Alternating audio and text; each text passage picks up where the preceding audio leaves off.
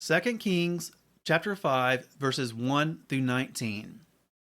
And Naaman, commander of the army of the sovereign of Aram, was a great man in the eyes of his master, and highly respected, because by him Yahweh had given deliverance to Aram. And he was a brave man, but leprous. And the Arameans had gone out on raids and had brought back captive a young girl from the land of Israel, and she served the wife of Naaman. And she said to her mistress, "If only my master were with the prophet who is in Shomeron, then he would recover him of his leprosy."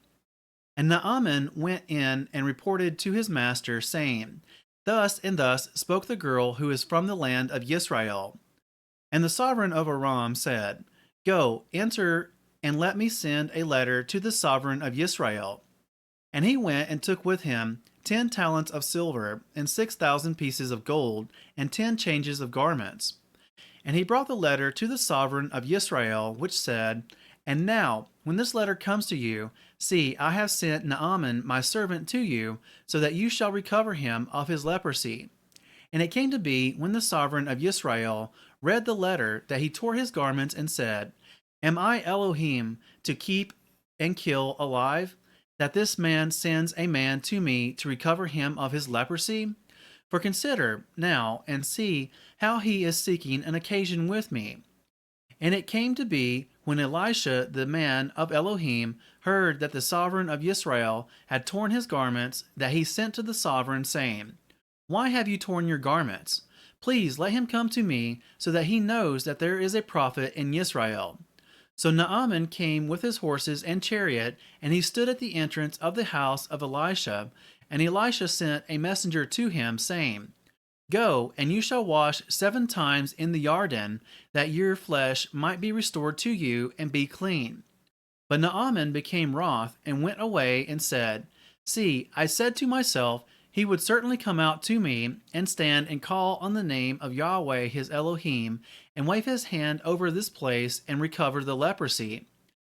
Are not the Abana and the Pharpah and the rivers of Damascus better than all the waters of Israel? Could I not wash in them and be clean?" And he turned and went away in rage. And his servants came near and spoke to him, and said, "My father, if the prophet had spoken to you a great matter, would you not have done it?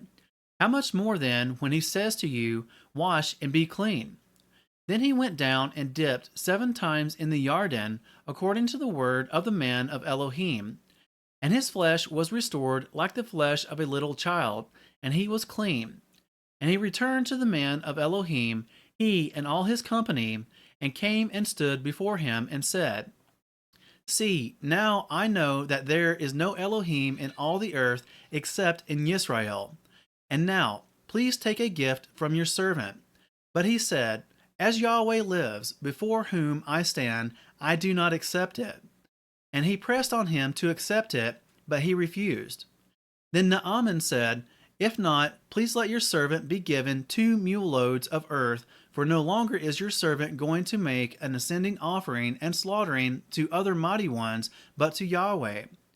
Yahweh grant forgiveness to your servant in this matter, when my master goes into the house of Rimmon to worship there, and he leans on my hand, and I bow down in the house of Rimmon.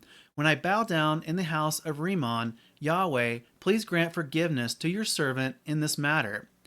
And he said to him, "Go in peace." And he went from him some distance.